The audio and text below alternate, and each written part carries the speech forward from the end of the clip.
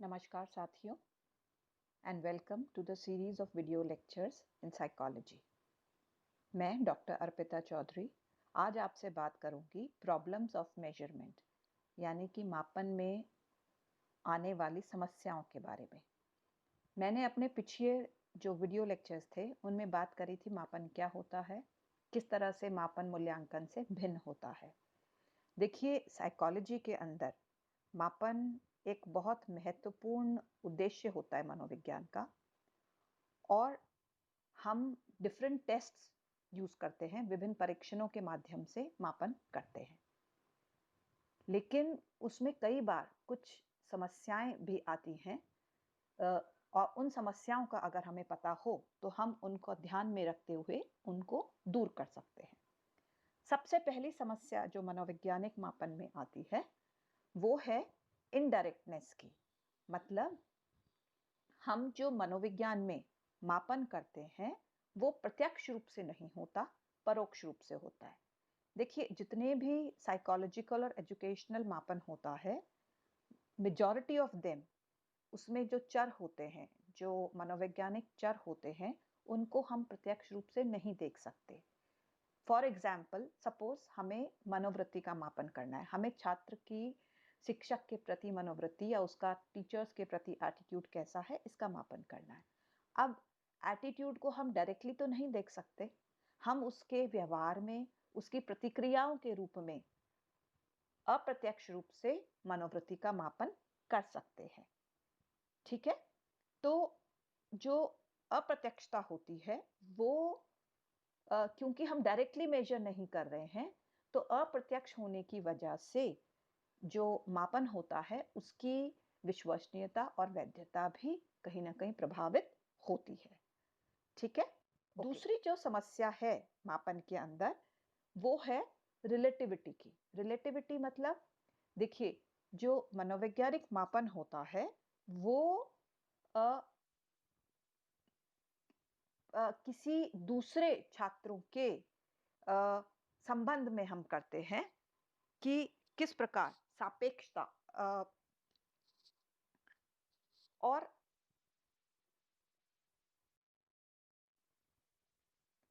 दूसरी समस्या जो मनोवैज्ञानिक मापन में आती है वो होती है रिलेटिविटी की, यानी कि मनोवैज्ञानिक मापन जो होता है वो सापेक्ष होता है। अब सापेक्ष किस प्रकार होता है? देखिए, मनोवैज्ञानिक मापन हम हमेशा दूसरे लोगों के तुलना में ही बता सकते हैं कि किस प्रकार का व्यवहार होगा या जो हमने मापन किया है वो कैसा है। फॉर एग्जाम्पल, हम टेस्ट लेते हैं कोई बच्चे का और उसके सपोज टेस्ट में 10 में से 7 अंक आते हैं। अब ये जो 7 अंक हैं ये कितने अच्छे हैं या कितने बुरे हैं हमें तभी पता चल सकता है जब दूसरे लोगों के परिप्रेक्ष्य में इसका अध्ययन किया जाए। अगर बाकी सभी छात्रों के 9 या 8 अंक हैं तो इसका मतलब ये 7 अंक खराब हैं। लेकिन अगर सभी के 5, 6, 4 हैं तो 7 अंक बहुत अच्छे हैं। तो इस प्रकार मनोवैज्ञानिक मापन सापेक्ष होता है, निरपेक्ष नहीं होता। इसलिए ये मनोवैज्ञानिक मापन में एक हम पूरे तौर पर एब्सोल्युटली नहीं बता सकते कि जो आंकड़े हमारे प्राप्त हुए हैं, जब तक कि हम दूसरे लोगों से तुलना ना करें तो तब तक हमारे जो निष्कर्ष हैं वो पूरी तरह से सटीक नहीं होते। और इसीलिए मनोवैज्ञानिक मापन में, क्योंकि हम कोई भी जो मनुष्य का जो व्यवहार है वो दूसरों की तुलना में ही हम बता सकते हैं कि अच्छा या बुरा या किस प्रकार का है, चाहे वो उसकी पर्सनालिटी हो चाहे व्यवहार हो, वो दूसरे लोगों की तुलना में ही हम बात कर सकते हैं। So this is the problem of relativity कि किस प्रकार मनोवैज्ञानिक मापन सापेक्ष होता है। ठीक है, ओके, अब आगे बढ़े। एक और समस्या जो कि मनोवैज्ञानिक मापन में आती है वो है त्रुटियों की।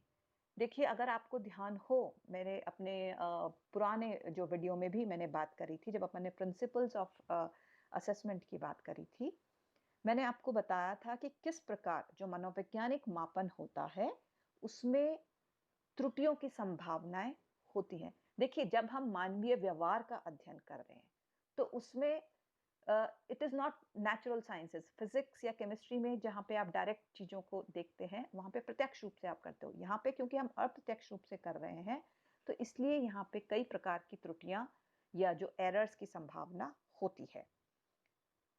फॉर एग्ज़ाम्पल, जो आपका जो छात्र है या जो क्लाइंट है, उसका ध्यान भंग हो सकता है, डिस्ट्रैक्शन ऑफ अटेंशन। किसी भी कारण से उसका ध्यान अगर मापन के उसने पूरी तरह से उसने फोकस नहीं कर रखा, ध्यान से नहीं करता, तो ध्यान भंग होने की वजह से भी त्रुटियां हो सकती हैं।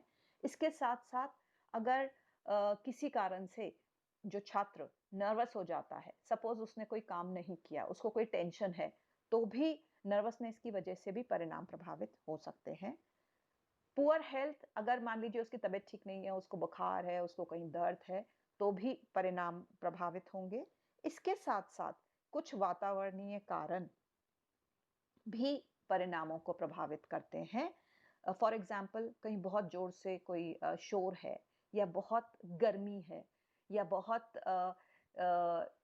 भीड़ भाड़ है जहाँ पर हम मापन कर रहे हैं, तो ये सारे जो वातावरणीय कारण हैं, ये भी मनोवैज्ञानिक मापन को प्रभावित करते हैं।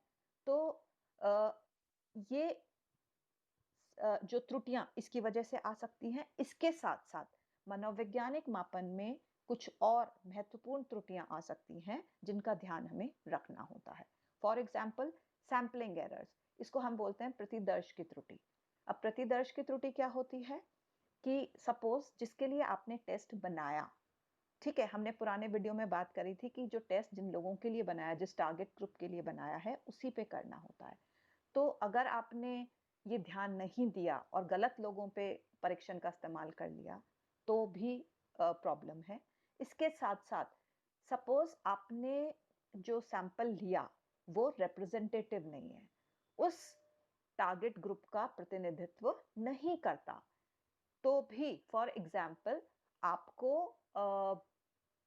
सपोज युवाओं के ऊपर आपने कोई मापन तैयार किया है, स्टैंडर्डाइज्ड किया है। अब युवा ग्रामीण परिवेश के हो सकते हैं, शहरी परिवेश के हो सकते हैं, इसके साथ साथ पब्लिक स्कूल वाले हो सकते हैं, गवर्नमेंट स्कूल के हो सकते हैं, अलग अलग सोशो इकोनॉमिक बैकग्राउंड के हो सकते हैं। तो हमको अ, जो प्रतिदर्श है वो इस प्रकार लेना होता है कि वो सभी का प्रतिनिधित्व करे, उसमें लड़कियां भी हों, लड़के भी हों, और हर जो सेगमेंट जिसकी मैंने बात करी उसका प्रतिनिधित्व करते होने चाहिए। अदरवाइज सैम्पलिंग एरर्स आ सकते हैं। इसके साथ साथ चांस एरर्स आ सकते हैं। सपोज जो छात्र हैं वो उनका मन नहीं लगता, जो हमने परीक्षण उनको दिया है, जो हम मापन कर रहे हैं, तो वो तुक्के मारने की प्रवृत्ति कई बार होती है। सबने सी मार्क कर दिया या बी मार्क कर दिया, तो उसकी वजह से भी त्रुटियां हो जाती हैं। इसके साथ साथ और दो बहुत महत्वपूर्ण त्रुटियां मापन में होती हैं, जो कि जिसको हम habituation error and error of anticipation कहते हैं। आदत की त्रुटि और प्रत्याशा की त्रुटि। कई बार जो छात्र है वो उसको आदत हो जाती है और उसकी वजह से वो बार बार वही चीजों को दोहराता है। इसीलिए हम जनरली जब मापन करते हैं तो कई बार हम काउंटर बैलेंसिंग ABB ये डिजाइन यूज कर लेते हैं और उसको चेंज कर लेते हैं। सो इससे कि हम जो हैबिचुएशन है या प्रत्याशा की त्रुटि, कि आपको एंटिसिपेशन हो जाता है कि अब ये आने वाला है, तो उसको तोड़ने के लिए हम दूसरे तरीकों का इस्तेमाल कर सकते हैं। अगर हम इसको ध्यान में रखें तो भी इन प्रॉब्लम्स से हम प्रॉब्लम्स को कम कर सकते हैं और हमारे जो परिणाम हैं उनको सटीक ला सकते हैं। आगे बढ़ते हुए हम देखते हैं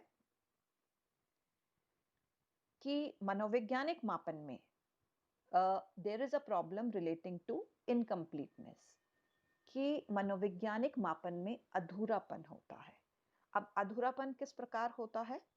देखिए, जो साइकोलॉजिकल मेजरमेंट होता है, जनरली हम जो छात्र है या जो व्यक्ति है, उसके व्यवहार के एक पक्ष, कोई भी एक एस्पेक्ट का मापन करते हैं, जो कि हमारी उद्देश्य के अनुसार होता है।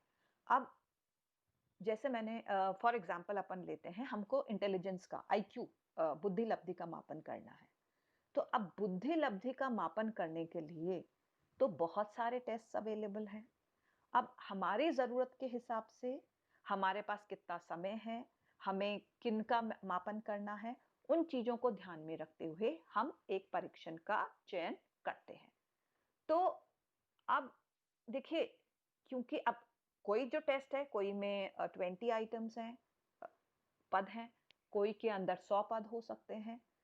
चूंकि मनोवैज्ञानिक मापन में ऐसी कोई बाध्यता नहीं होती है कि कितने पद होने चाहिए। सो इसलिए, और चूंकि एक ही चीज को, जैसे मैंने कहा आईक्यू है या इंटरेस्ट है, उसके बहुत सारे परीक्षण हैं। तो इसलिए हम ये कंप्लीटली नहीं कह सकते कि हमने जो उसका निकाला, जो आईक्यू या इंटरेस्ट निकाला, वो 100% सही है। कई बार हमारे पास समय की कमी होती है, समय की बाध्यता होती है, कई बार हमें बहुत सारे छात्रों का लेना होता है। तो उस उन चीजों को ध्यान में रखते हुए मनोवैज्ञानिक मापन में कहीं ना कहीं अधूरापन होता है, और उसके जो निष्कर्ष निकलते हैं, हम दे आर नॉट कंक्लूसिव। हम टोटली जो निष्कर्ष हैं वो पूरी तरह से एक्यूरेट या सटीक नहीं होते हैं, और उनके आधार पर हम सामान्यकरण या उसको बड़ी जनसंख्या पे जनरलाइज नहीं कर सकते हैं।